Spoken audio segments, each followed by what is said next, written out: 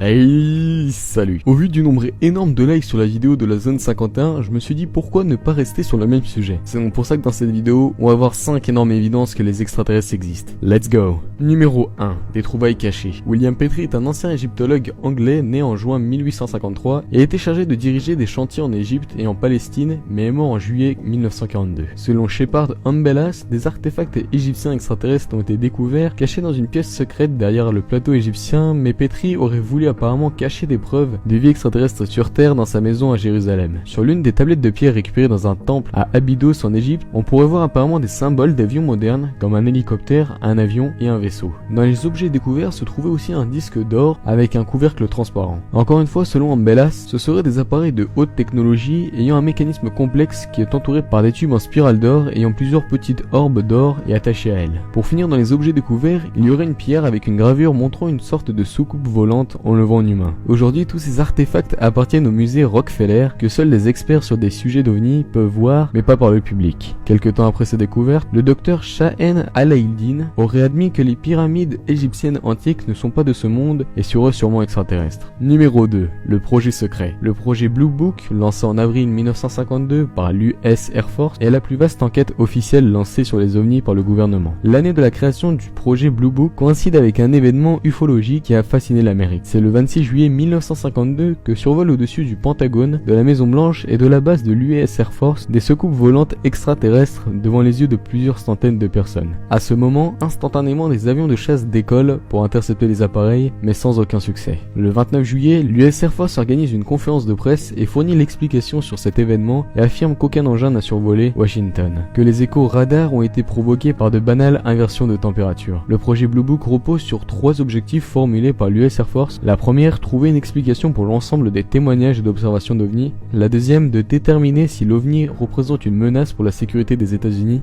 Et la dernière, de déterminer si les OVNI présentent une technologie avancée que les États-Unis pourraient exploiter. Mais c'est en 1969 que le projet est arrêté et quelques années plus tard, Allen Hayek, un ufologue chargé de l'ancien projet, affirmait que l'attitude de l'Air Force était tellement fermée que même si un vaisseau serait visible en plein jour, l'agence trouverait une explication pour démentir les OVNI. Numéro 3. Une histoire vraie d'un médecin. Le docteur Heber Hopkins est un médecin réputé, âgé de 58 ans et étant en pleine possession de ses moyens. En septembre 1976, alors qu'il travaillait sur un des cas d'apparition d'OVNI dans le Maine aux États-Unis, il reçoit un coup de téléphone. Un homme qui se présente comme le vice-président d'une association de recherche sur les OVNI demande à lui parler. Le docteur accepte. Pour guider son visiteur, il descend allumer les lumières extérieures de la maison. C'est alors qu'il voit un homme en train de monter les marches. C'est la personne qui venait de lui téléphoner. À ce moment, le docteur se demande comment a-t-il fait pour accourir aussi vite, d'autant qu'il n'y a aucune voiture garée sur le parking de la maison. L'homme est habillé en noir, costume, chapeau, cravate et souliers. Sa chemise est immaculée, tout sur lui a l'air parfaitement propre et très bien repassé.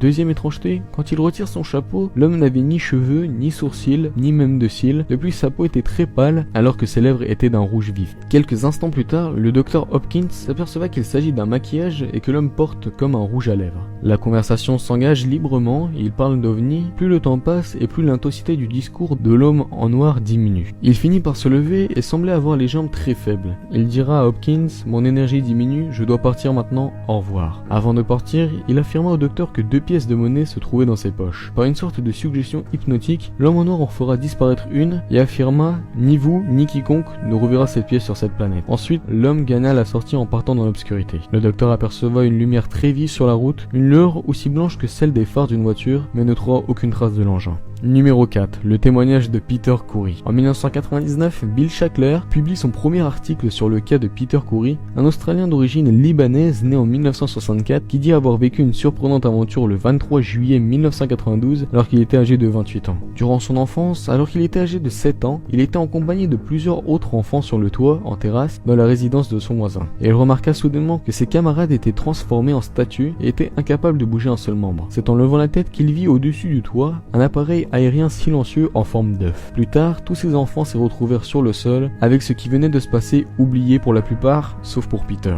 mais c'est le 12 juillet 1992 à Sydney qu'il se réveilla et vit deux femmes entièrement nues, agenouillées sur son lit. Une blonde de très grande taille qui s'intéressait à lui et une brune au visage de type asiatique. La blonde avait un très long visage avec un menton en pointe, des yeux bleus 2 ou 3 fois plus grands que celles des humains, une chevelure abondante et une peau claire. Elle était très grande et avait une force musculaire hors du commun. L'autre femme avait des cheveux noirs, coupés courts à la manière d'un garçon et des yeux presque entièrement noirs. Après avoir eu une entrevue avec ces deux femmes, Peter réussit à avoir 2 cheveux. Bill Shackler commença en 1998 ses recherches sur les cheveux. Il les confia à des collègues biologistes qui entreprirent des analyses de l'ADN des matériaux en effectuant d'abord un test PCR. L'analyse confirma que cette pilosité était issue d'une personne génétiquement proche du standard humain, le type racial étant cependant très inhabituel.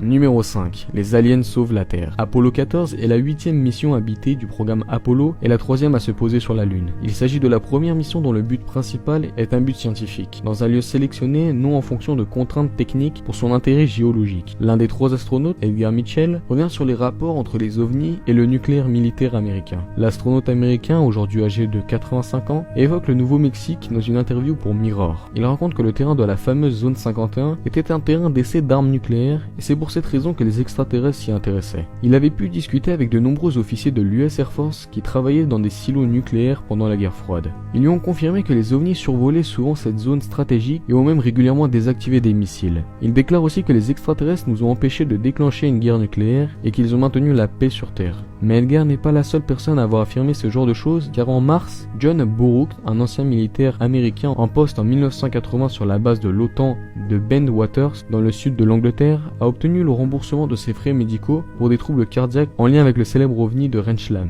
Le dossier médical de John Bourke est d'ailleurs toujours classé secret défense. Voilà ce qui conclut cet épisode, mettez-nous en commentaire si vous croyez en l'existence d'aliens ou pas, et n'hésitez pas à me dire si la vidéo vous a plu en mettant un énorme like. Surtout, n'hésitez pas à mettre aussi un sujet en commentaire que vous aimeriez voir dans un prochain épisode, et moi pour finir je vais vous dire merci d'avoir